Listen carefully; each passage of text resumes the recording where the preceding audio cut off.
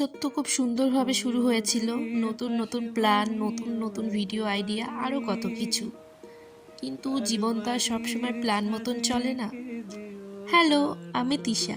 আজকে আমার মেকআপ ক্লাসের আরও একটা দিন। এই ভিডিওটা 1 মাসেরও আগে রেকর্ড করা। তখন সব কিছু ঠিকই ছিল, তারপর একটার পর একটা অ্যাক্সিডেন্ট, নিজের শরীর খারাপ, না জানি আরও কত কিছু জীবনে ঘটে গেছে। টানা 1 মাস ক্যামেরা ধরা হয়নি, ভিডিওও দেওয়া হয়নি কোনো। এখনও তেমনভাবে কোনো কিছুই ঠিক হয়নি, নিজের শরীর বলো আর মন।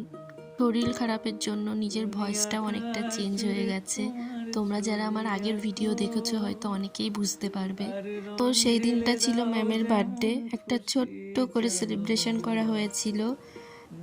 লাস্টে ম্যাম দেখিয়েছিল একটা ট্রিপল টঙের হেয়ার স্টাইল, লেহেঙ্গা স্টাইলের শাড়ি ড্রপিং।